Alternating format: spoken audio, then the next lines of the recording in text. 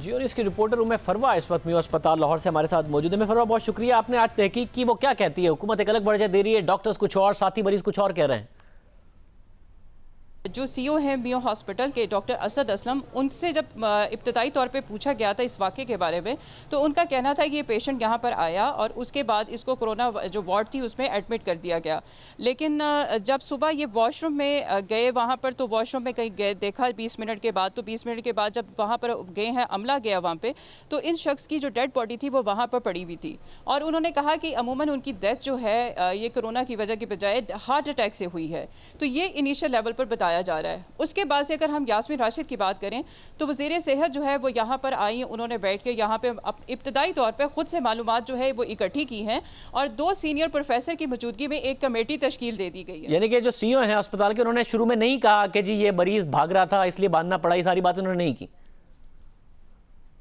जी बिल्कुल, उन्होंने बिल्कुल भी ये स्टोरी अभी तक बिल्कुल नहीं बताई है। इस हवाले से हम भी उनसे मुतअद्दिद बार रब्ता कर चुके हैं और उन लोगों की मीटिंग्स चल रही हैं हेल्थ डिपार्टमेंट के साथ अब, और यही वजह है कि वो कुछ हमें बता नहीं रहे हैं। बहुत शुक्रिया उम्मे फरवा, इस हवाले से तफसीलात बता रही थी। अब देखते हैं कि क्या तहकीकाती रिपोर्ट इस हवाले से सामने आती है। प्रोग्राम में आगे बढ़ते हैं। गुज़िश्ता रोज़ हमने आपको अपने प्रोग्राम में कई ममालिक की मिसाल दी जहाँ कोरोना वायरस फैला है और किस तरह फैला है, किस तरह लापरवाही से फैला है। हुकूमतों की लापरवाही की दास्तान हमने बताई। ईरान के हवाले से हमने BBC की स्टोरी अपने प्रोग्राम में शामिल की और बताया कि ईरान ने इब्तिदा में कोरोना वायरस को संजीदा नहीं लिया। कुम शहर में 2 केसेस सामने आने के बाद शहर को फौरन ही क्वारंटीन में डालने के बजाय BBC की रिपोर्ट के मुताबिक ईरान ने ज़ायरीन का आना जारी रखने के लिए मुहिम चलाई। हमारे प्रोग्राम के बाद, कल के प्रोग्राम के बाद, ईरानी हुकूमत ने BBC की इस स्टोरी पर अपना रद्द अमल दिया है। इसलिए आज हम आपके सामने उस मौक़िफ़ को रख देते हैं। इस मौक़िफ़ के मुताबिक जियो न्यूज़ के प्रोग्राम आज शाज़िब खानज़ादा के साथ में 26 मार्च 2020 को एक मगरबी चैनल की रिपोर्ट को कोट किया गया और वो channel BBC Islamic Republic of Iran के लिए जारहाना पॉलिसी रखता है और उसने मन घड़त बाई से बदनामी और बेबुनियाद इल्ज़ामात लगाए। ईरान का सिफारत खाना जियो न्यूज़ के लिए नेक ख्वाहिशात का इजहार करते हुए तमाम इल्ज़ामात की सख्ती से तरदीद करता है और ये बताना चाहता है कि ऐसा मन घड़त और मनफी मवाद नशर करना 2 ममालिक के अच्छे ताल्लुकात से मुताबिकत नहीं रखता। जैसे ही कोरोना का पहला केस ईरान में आया तो फ़ौरन ईरानी हुकूमत ने मीडिया और अवाम के सामने उसकी तफसीलात रख दी थीं।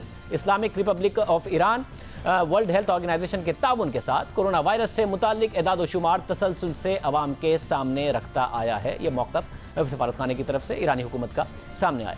प्रोग्राम में आगे बढ़ते हैं।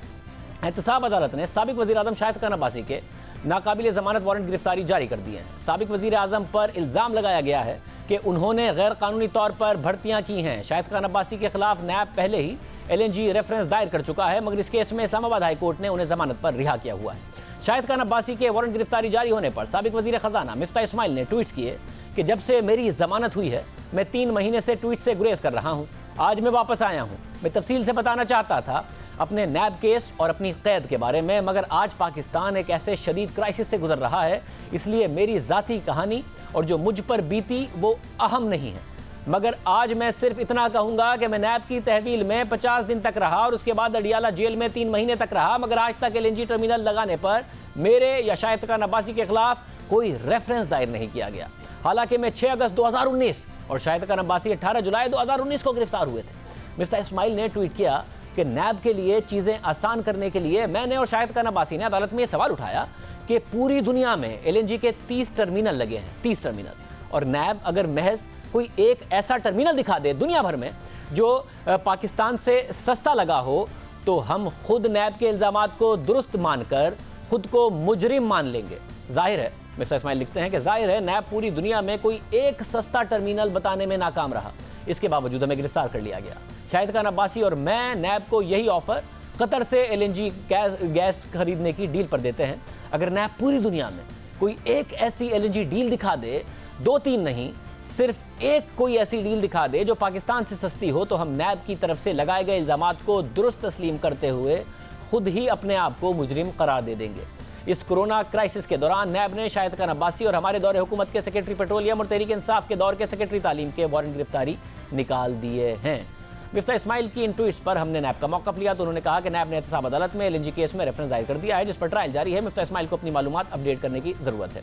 नैब मुसलसल तनकीद की जद में है क्योंकि नैब इंक्वायरी के मरहले में गिरफ्तार कर लेता है, फिर आला अदालत को मुतमईन नहीं कर पाता, जिसके बाद अदालत जमानत पर रिहा कर देती है, मगर नैब मुसलसल गिरफ्तारियाँ कर रहा है।